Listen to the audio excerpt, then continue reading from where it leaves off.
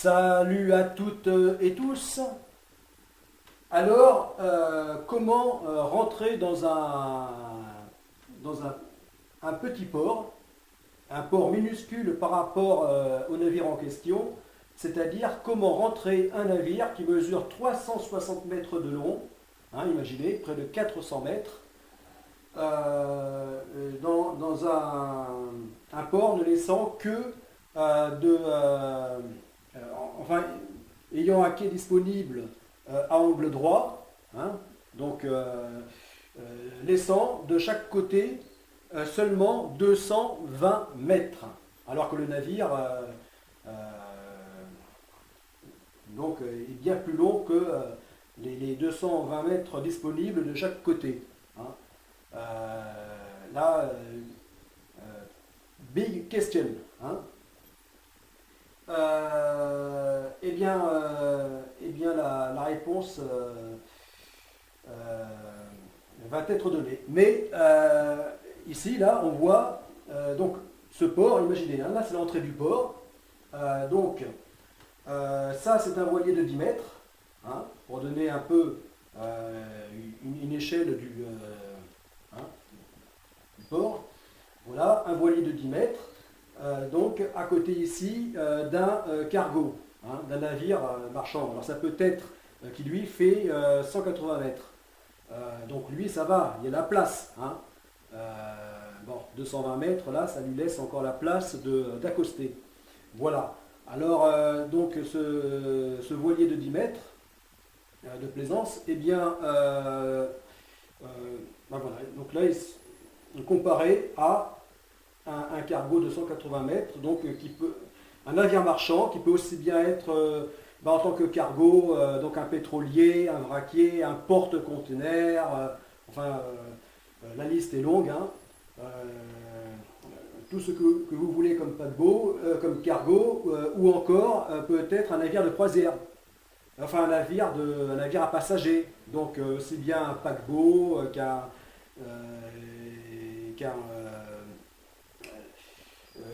car ferry, etc. Voilà. Donc, bon, eh bien, donc ils trouvent aussi bien, on pourra en mettre deux, voilà, dans un petit port comme ça. Voilà, seulement deux.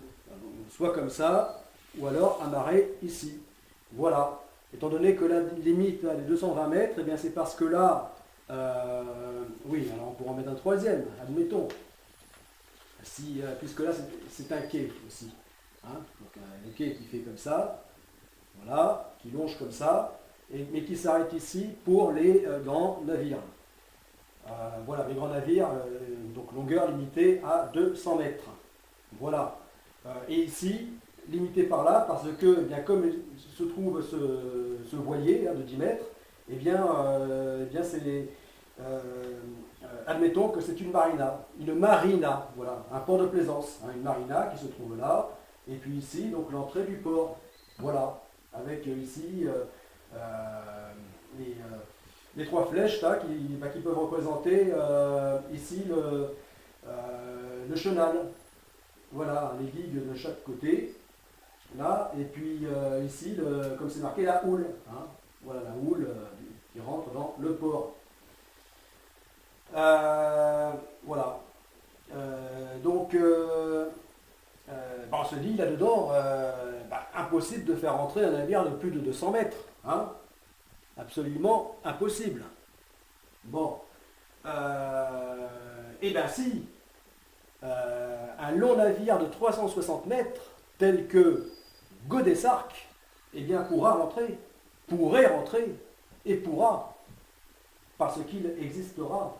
Eh bien, il pourra, parce que c'est un navire, donc un long navire articulé.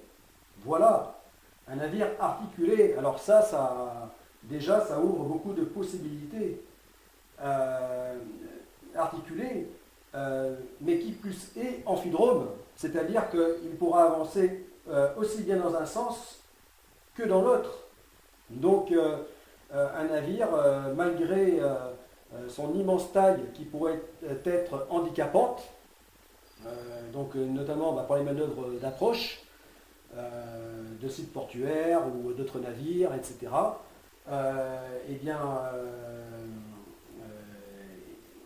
ne l'est pas, grâce à à son énorme potentiel, capacité de manœuvre.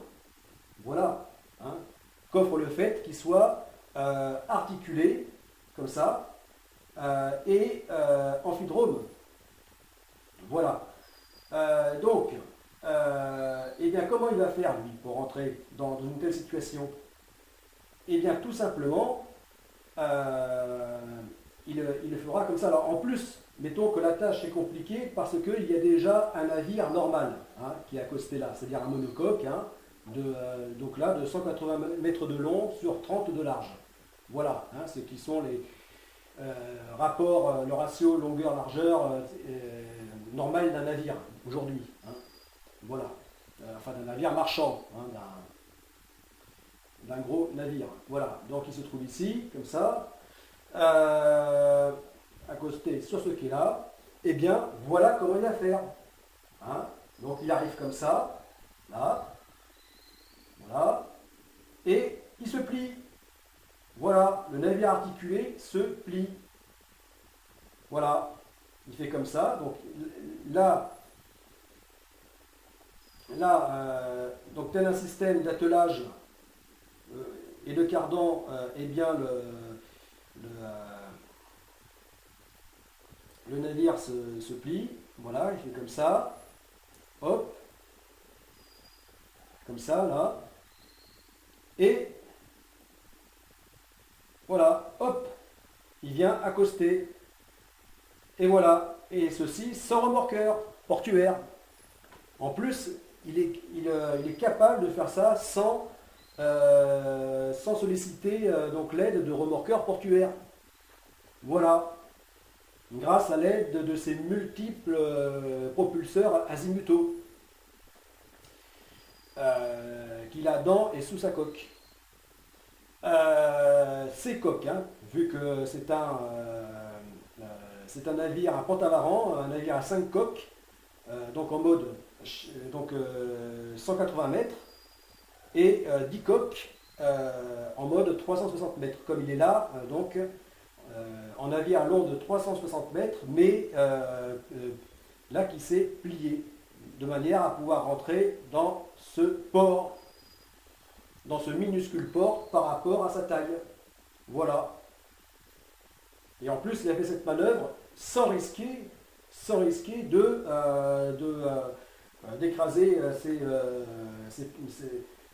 ces poussières nautiques que sont les petits bateaux de plaisance. Voilà. Donc le gros avantage surtout en tant que navire d'expédition, que navire d'exploration même, voilà le gros avantage de ce méga ship en mode 360 mètres qui aura la capacité de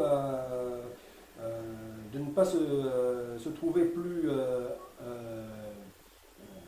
handicapé comme sont les autres navires de cette longueur et largeur même, hein, puisque là il y a une énorme largeur de 60 mètres, 72 mètres avec la passerelle, hein, les ailerons de passerelle, eh bien il ne sera pas handicapé.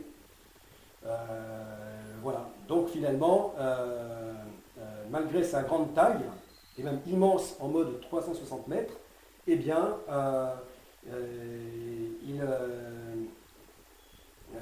il ne sera finalement pas plus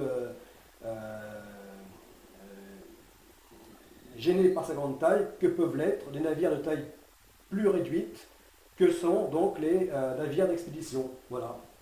C'est-à-dire les paquebots relativement petits, c'est-à-dire n'excédant pas les 100, 120, 150 mètres,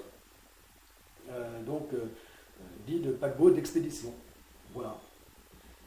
Voilà. Et naturellement, donc, pour ressortir, le long navire de 360 mètres, eh bien, pourra, voilà, donc recommencer la manœuvre comme ça, exactement comme il est, donc partir exactement comme il est entré. Voilà, afin de sortir du port et faire route au large. Route pleine mer, voilà. Et ceci sans avoir pris de risque en plus de faire